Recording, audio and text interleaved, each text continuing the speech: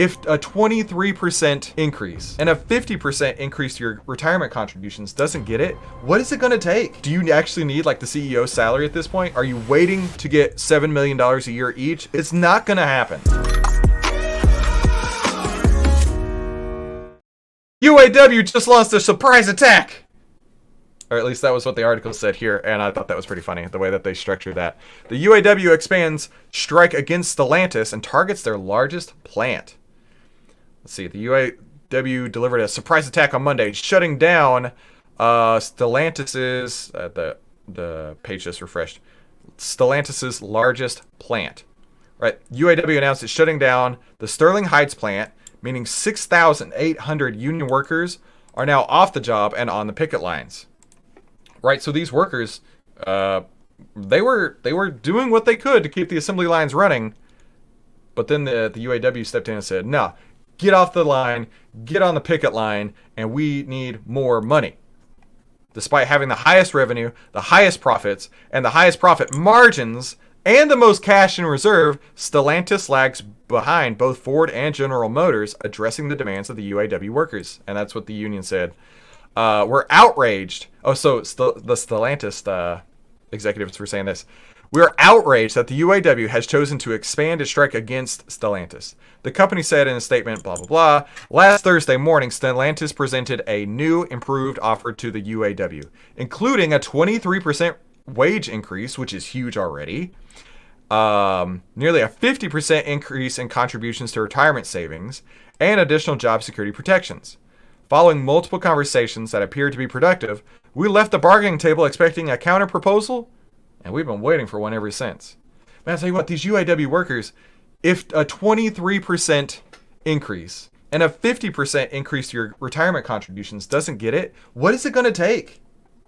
What do you actually need like the CEO's salary at this point? Are you waiting to get $7 million a year each? It's not going to happen. I'm looking at these numbers and I'm thinking, that's huge. What a giant win for them. But apparently, the UAW is hoping for even more. And I don't know how much more Stellantis, Ford, or GM could even do that. At this point, I think they're going to outsource themselves out of a job if they continue to push so hard against the people who want to give them a paycheck, who want to give them a 23% raise, who want to boost their retirement by 50%. And they still are striking against them. Stellantis added the UAW's continuing strategy of wounding all three automakers will have long-lasting consequences. The addition of Sterling Heights plant brings the number of UAW workers to more than 40,000 of the 150,000 across the nation. And I can't remember if I did this already, so I'm going to go ahead and do it again.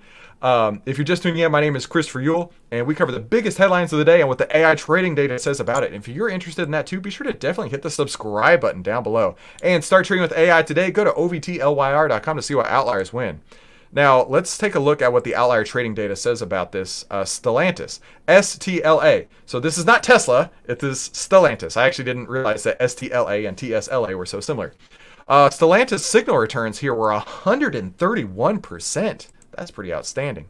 But we did get a sell signal back here on September 27th. So the AI trading data is basically saying that Stellantis is going to be taking huge hits and is going to continue to take huge hits, especially even if they got back to work. Do you realize just how much more expensive your cars are about to get because of these demands? Right? They're offering a 23% increase in salary, a 50% increase to your retirement savings, and that's not good enough? Give me a break here. But if you want to be one of the first people to get these signals, head to ovtlyr.com to see why outliers win. Let's go see what the internet's saying about this, right? How far are they going to push it? Seriously. Now listen, I'm not involved in the UAW, but looking at this from an outside perspective, I think they are really, really setting themselves up for trouble.